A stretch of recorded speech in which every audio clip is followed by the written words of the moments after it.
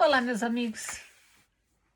Aqui estamos nós, né, para mais uma história e infelizmente a história da nossa brasileirinha de hoje é mais comum do que eu gostaria que fosse. Ela fala o seguinte: Boa noite, Vânia. Tenho 24 anos e passei 22 anos na seita Mormon. Conheci seu canal há uma semana mais ou menos, por acaso. Grande foi meu espanto quando vi o que você tinha para dizer e fiquei obcecada querendo entender a verdade por trás da mentira que eu vivi por 22 anos e vi quase todos os vídeos do seu canal em poucos dias. Então tá. Pelo que minha mãe conta, quando os missionários apareceram em nossa casa, ela já tinha 3 filhos, 10, 8 e 6 anos, e estava grávida de mim. Ela não tinha o mínimo interesse de ir para a igreja, estava vivendo bem como estava. Depois de muito tempo insistindo, na última visita, um dos missionários falou para minha mãe: Tudo bem, irmã. Se você não quer, nós entendemos, mas não vá reclamar com Deus quando perder seus filhos para o mundo. Jogo sujo, né? Meu Deus. Minha mãe disse que essas palavras ecoaram de maneira tão forte no coração dela que ela não pensou 2 vezes e no próximo domingo já começou a arrastar todo mundo para a igreja. É que eu tive que resumir um pouquinho aqui a história dela, tá? Eu sempre fui muito curiosa e esperta. Ficava atrás de todas as informações e questionava muito. Por outro lado, eu me esforçava muito para ser perfeita como minha mãe queria que fôssemos. Comecei a servir na igreja muito cedo e quando comecei a trabalhar aos 11 anos para ajudar em casa, já comecei a pagar meu dízimo. Judiação, né? Era difícil tirar de tão pouco para doar, mas eu achava que estava cumprindo um mandamento. 11 anos de idade, meu Deus.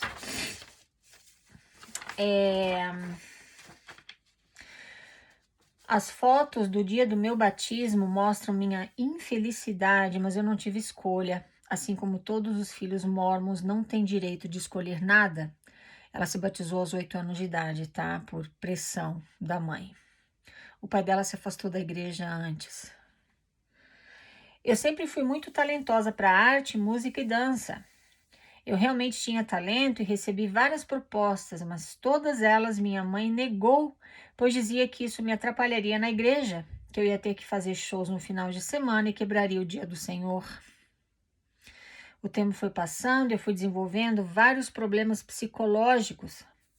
Tinha pesadelos direto e sempre estava fugindo num lugar que não conhecia, mas estava escuro e eu correndo, fugindo de algo ou alguém, desesperada. Meus sonhos me causavam até dor física. Esse era um pesadelo que ela tinha com muita frequência, tá? Desde pequena. Segui minha vida trabalhando e servindo na igreja. Quando conheci meu primeiro namorado... Ai, desculpa, né? Pulei aqui o trecho, peraí, deixa eu voltar. Eu tinha muitas dúvidas sobre diversos assuntos. Eu sentia atração por mulheres desde muito nova, e só o que eu sabia é que isso era pecado e abominável aos olhos do Senhor. Me sentia muito mal e pedi a Deus que me ajudasse com isso. Segui minha vida trabalhando e servindo na igreja. Quando conheci meu primeiro namorado, começaram as entrevistas abusivas com o bispo, perguntando coisas que eu nem sabia que existiam. E passava a ter curiosidade devido a tantas perguntas que ele fazia. Não passou muito tempo para o rapaz abençoado portador do sacerdócio começar a ser abusivo comigo. Passou a me trair e me agredir durante discussões que ele mesmo armava por conta do ciúmes obsessivo que tinha. Aos 19 anos, os membros começaram a tentar arrumar pretendentes para mim. Ela acabou terminando, tá, o namoro com esse primeiro rapaz. Aos 19 anos, os membros começaram a tentar arrumar pretendentes para mim. E com isso me apresentaram um rapaz muito legal, ela coloca entre aspas, que era filho de bispo e a mãe dele era da presidência das moças da estaca. Minha família começou uma pressão enorme para que eu o conhecesse. Afinal de contas, né, ele era filho do bispo e a mãe dele era presidente da cidade da estaca, era da presidência, né? Das moças, desculpa, da estaca. Ótimo partido. Ah, eu não sei como me deixei levar de tal forma, mas 6 meses após o pedido de namoro, estava me casando e me selando com ele no templo. Ele era uma pessoa muito difícil, muito diferente comigo e na frente das outras pessoas, mas no geral era aceitável. No dia do nosso casamento, eu estava triste, não entendia por que eu estava fazendo aquilo com a minha vida, aceitando aquele destino sem questionar. Olha só isso aqui.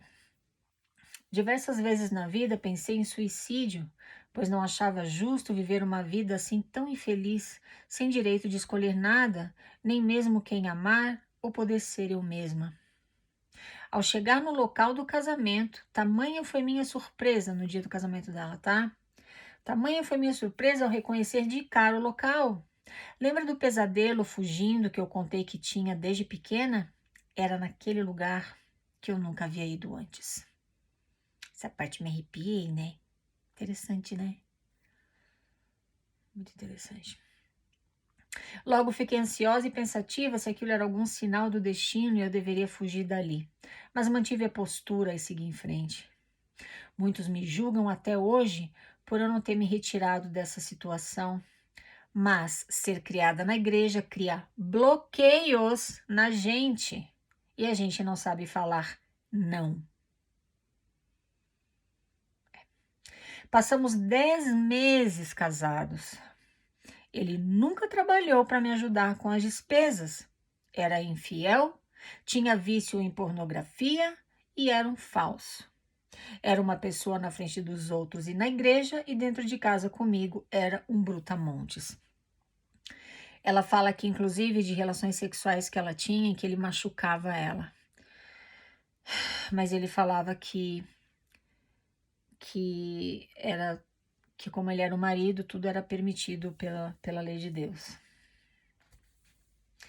Ao final dos 10 meses, depois de muitas traições, ele me disse que não me amava, que nunca me amou e que só se casou comigo para sair da casa dos pais, que não queriam mais sustentá-lo e cobravam que ele fosse homem, crescesse e se casasse.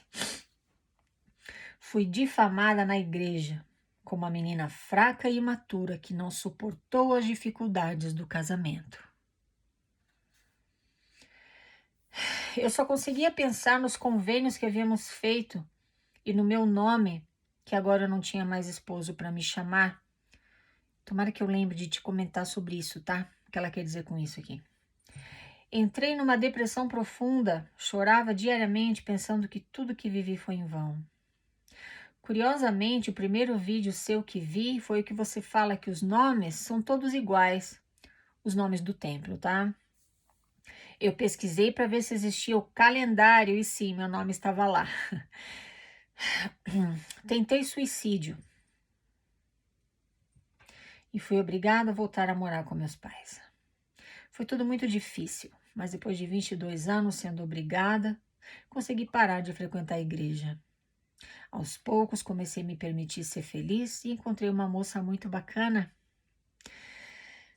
Minha mãe, que nunca respeitou minha privacidade, estava mexendo no meu celular e viu mensagens que eu havia trocado com ela. Me acordou enfurecida, me agredindo, dizendo que agora eu havia passado de todos os limites, que ela não aceitaria de maneira alguma aquela palhaçada, etc. Poucos meses depois, ela me expulsou de casa. Sou familiar isso aqui para você? Tive que refazer minha vida. E hoje, olhando para trás, vejo que foi melhor assim. Pelo menos fora da casa dela, eu pude fazer minhas próprias escolhas pela primeira vez. Hoje sou casada com uma mulher incrível que me respeita e sou muito feliz. Ela tem me ajudado com os traumas que ficaram e eu ainda faço terapia.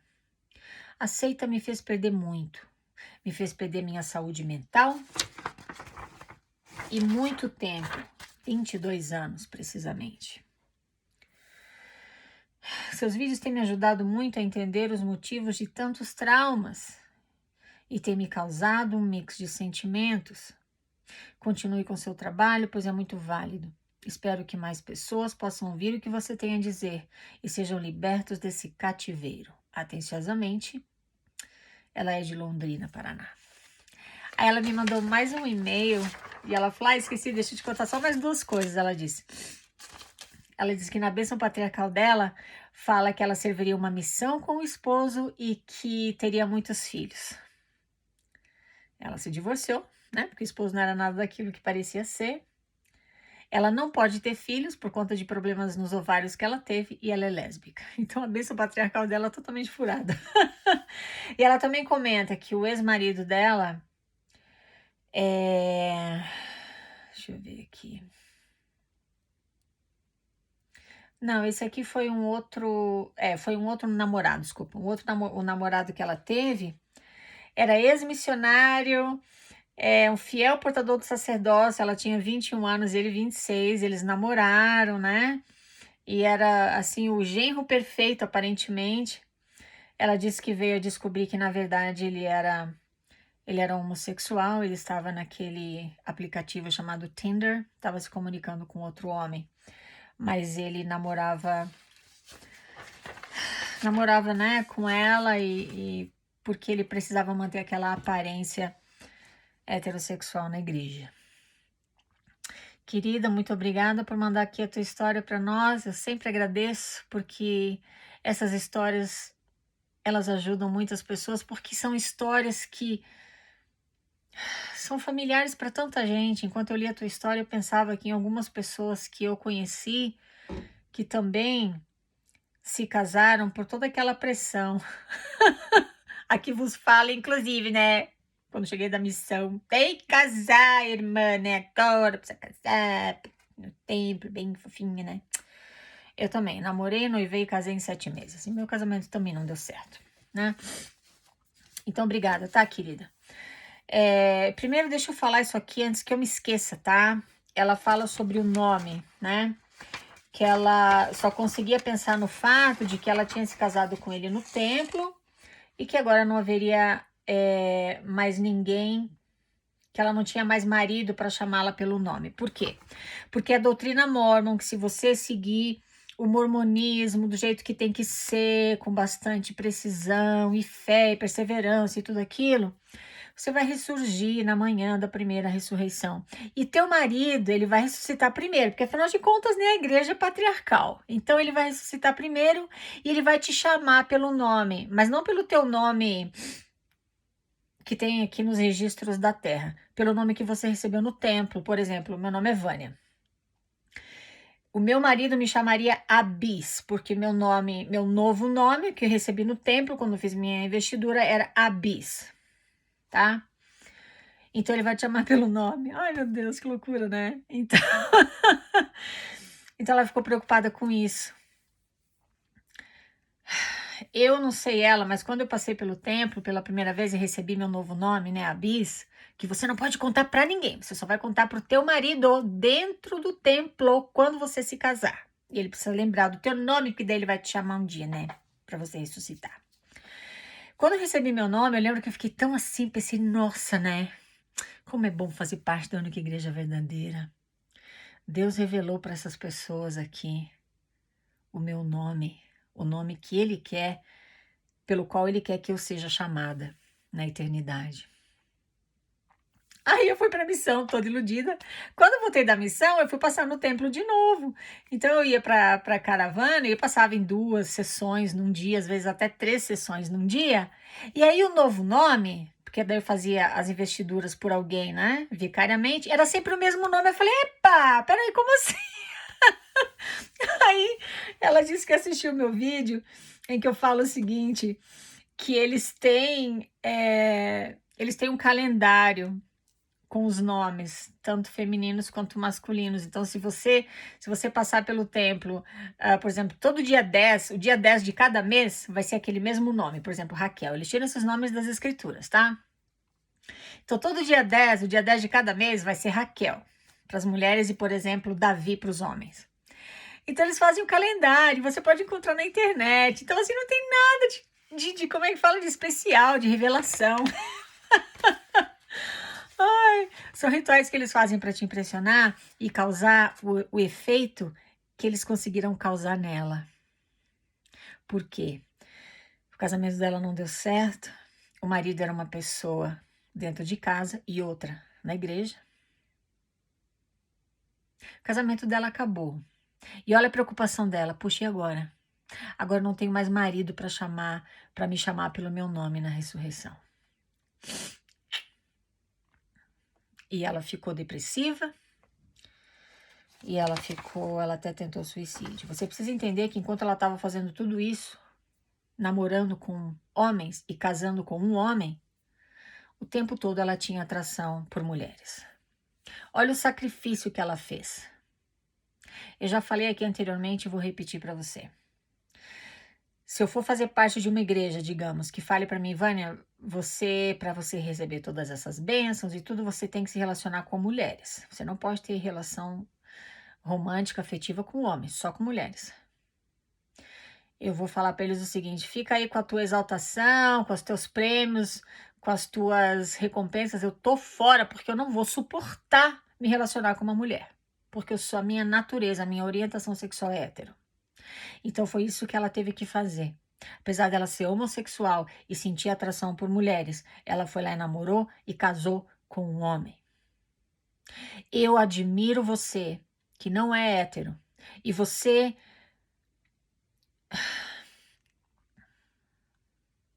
eu não sei se eu posso dizer que eu admiro. Você me intriga. Você não é hétero, mas você vai e se relaciona com alguém do sexo oposto. Eu não sei como é que você consegue fazer isso. Você me intriga, essa é a palavra certa, tá? E eu tenho um recado para te dar. Não vale a pena. Porque você está lutando contra uma coisa que é natural. E nunca vai mudar. Você não escolheu, você não decidiu. Você nasceu assim e não tem nada de errado com isso. Cuidado com o que as igrejas te fazem. Olha o caso dela. Ela chegou a tentar o suicídio aqui. E se ela tivesse conseguido? Olha o desperdício de uma vida de 20 e pouquinhos anos de idade. Ela está agora com 24, 22 ou 23. Se a vida dela tivesse acabado, pra quê? Né? Já pensou? Um dia ela descobrir se existe, né? Se é que existe vida depois da morte, eu não sei. Mas ela descobrir que tudo aquilo foi em vão, porque na verdade a igreja não é nada daquilo que alega ser. Tá vendo? Você não precisa morrer para se dar conta disso. Se você está precisando lutar contra a tua própria natureza para fazer parte de uma instituição religiosa e sentir que esse é o preço que você tem que pagar para ter um relacionamento com o Deus daquela religião, que o fundador dela criou, porque o Deus do cristianismo tem várias versões diferentes, também já falamos sobre isso aqui. Então presta atenção, a tua vida é uma só. Vale a pena? Eu vou deixar aí para você pensar.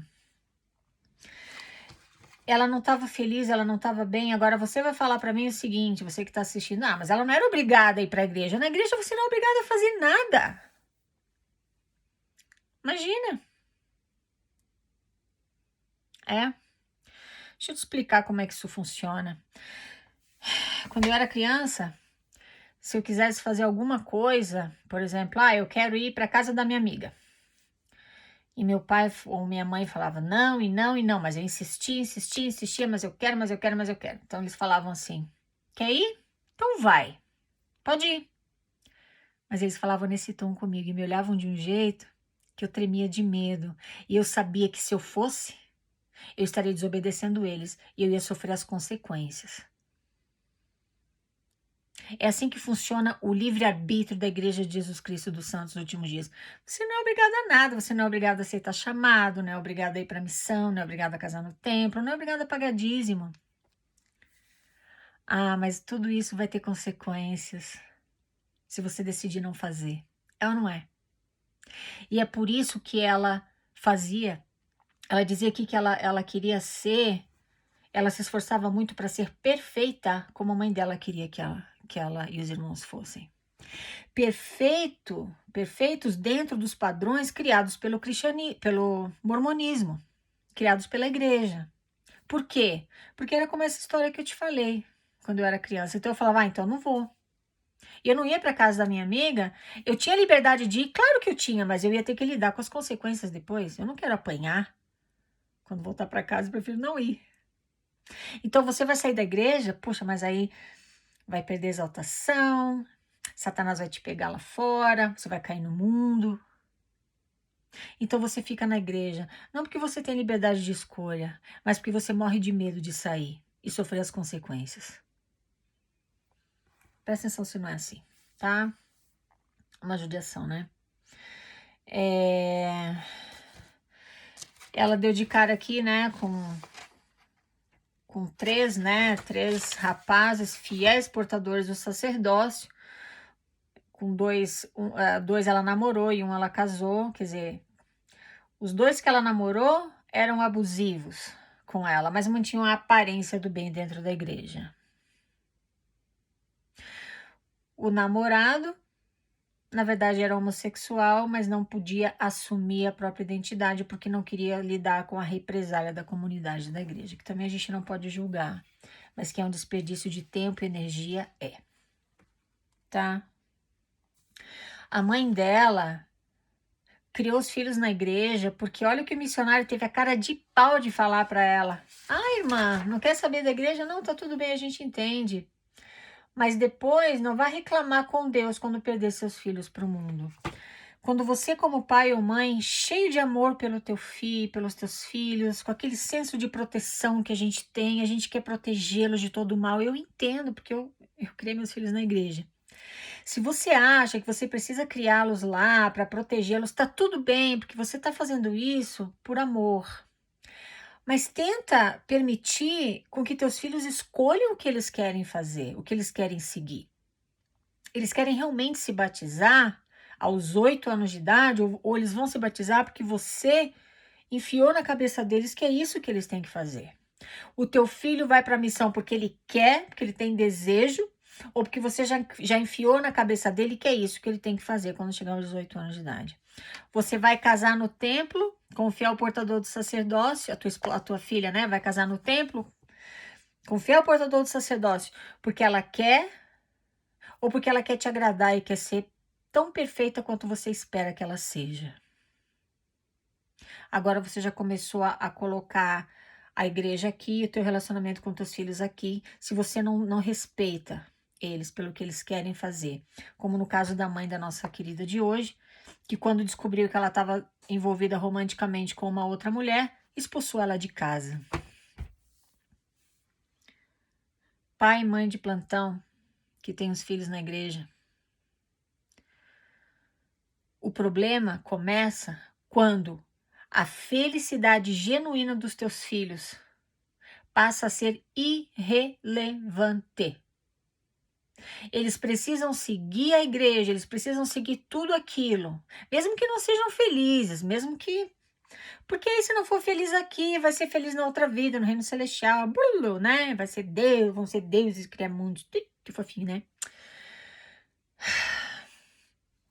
Se você como pai ou mãe,